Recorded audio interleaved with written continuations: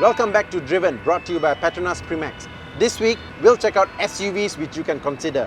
For all this while, the only decision you had to make was to choose the colour of your Honda CR-V. Well, it's not that simple anymore, isn't it? Well, you can't be on top forever, can you? That CR-V may be brand new, but it faces a lot more competition these days. Take this Mazda CX-5.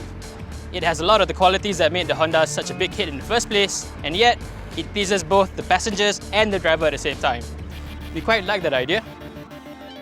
Now, if you've got kids, but you don't want to grow up that quickly, consider the Ford Kuga. The Blue Oval have been known to make great handling vehicles that are really fun to drive, and this one is no different. Having said that though, we'll need to find out if the rest of it is any good. So let's take a closer look at these cars.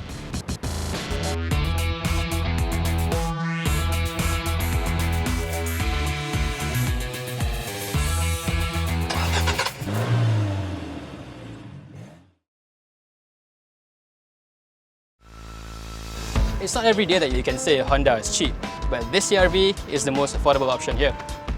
Yeah, but it's the lower spec 2-litre variant though, so you do miss out on a lot of toys reserved for the high spec 2.4. Exactly. Now you won't get shortchanged by the Mazda.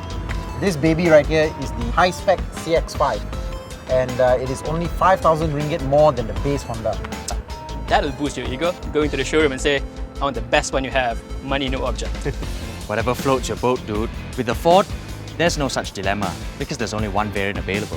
Yes, it's true, but it's very, very expensive, and it's 10,000 ringgit more expensive than the Honda. Well, you do get what you pay for. This Honda comes from Malacca, whereas the Mazda comes from Kedah. The Ford though, all the way from Valencia. Spain?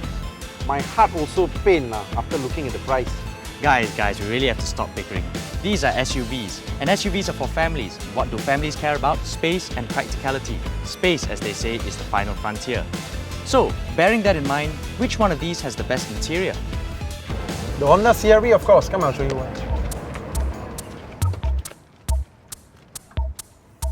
So check this out. The CR-V has the largest interior space, so you have lots of room for your kids to play in. Plus, it has this one-touch foldable seats. Check that out. Yeah, that's cool, but you do need to manually open the door first. Check out what the Ford can do. Follow me, guys. You don't need to fumble around with your keys. Just give it a quick kick, and voila. Wow. Look, Ma, no hands. Now that's awesome. But it has to be said the rear is a little bit cramped. And it's the same story with the Mazda. The Honda is the only one that ticks all the right boxes and gets all the basics right. The CR-V lacks xenon headlamps, automatic lights, automatic wipers and keyless entry. Those are all kept for the more expensive 2.4 variant. But both the Mazda and Ford offer them as standard. The Mazda CX-5 is the only one here to have a touchscreen system with satellite navigation and full leather seats. Its 6 airbags also beats the Honda's 4. If 6 is not enough for you, the Ford Kuga offers 7 airbags, including one for the driver's knees. There's no reverse camera, but you do get free service for 3 years. So that's all the boring stuff. But which is the best to drive? Itchy lah. Let's take a drive and find out.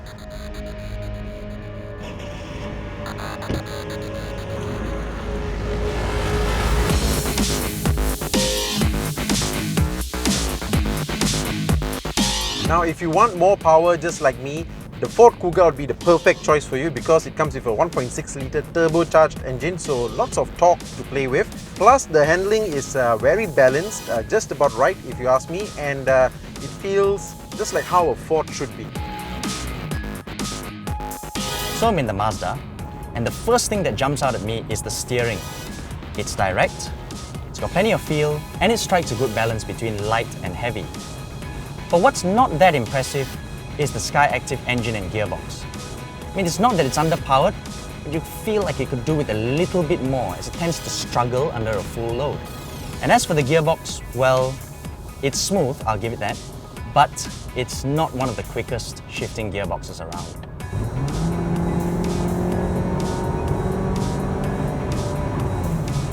See what I mean?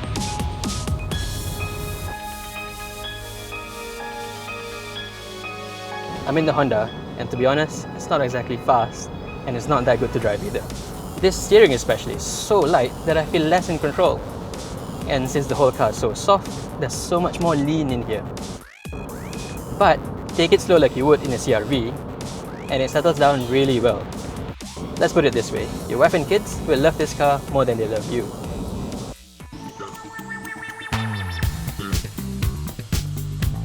Not as much as you'd love the Mazda's interior though, it feels fantastic, definitely more European than Japanese. I like the soft touch materials and the switch gear. The ride quality is well damped, sound system is awesome. I gotta admit, I'm loving this car already. I can't say the same about the Kuga. The plastics are all fine, but the center console is just wrong. There are so many small buttons, you don't know which one does what. Now, this car does have a manual override function, but its rocker switches is just wrong. Seriously, whoever thought that this is a good idea should be shot.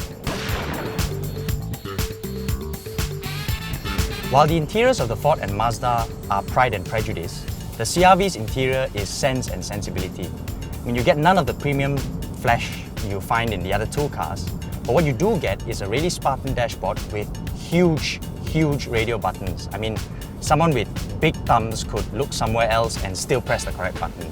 And you will be pressing the correct button because everything is where you'd expect it to be. No surprises there. Fit and finish, fit, yes. Finish, it's mostly hard black plastic, but you know it'll stand up to many years of wear and tear. As before, we have done a fuel efficiency test with Petronas Primax, the fuel that truly gives you more. All three SUVs did well here, but the Honda CR-V came up tops with the best average of 18.3 km per litre, followed by the Mazda CX-5 with 17 km per litre. The Ford Kuga is the thirstiest vehicle here with 14 km per litre, but remember, it's also the fastest. Okay guys, now that we've driven all the cars, what's the verdict?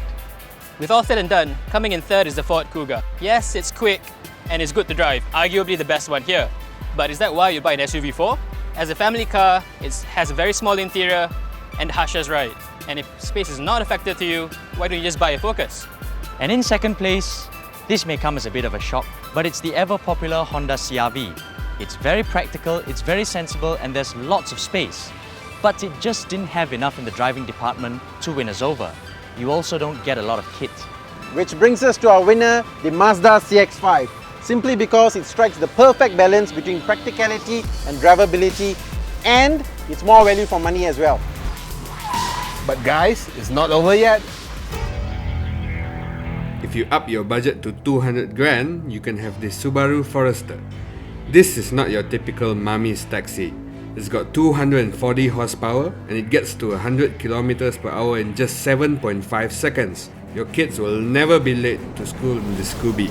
Never. There we go.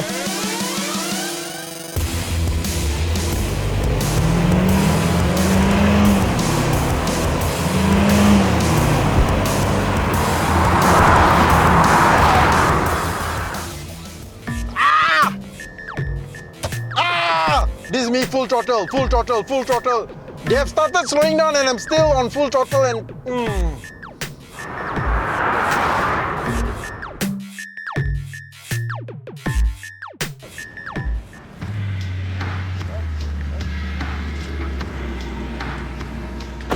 So there you have it.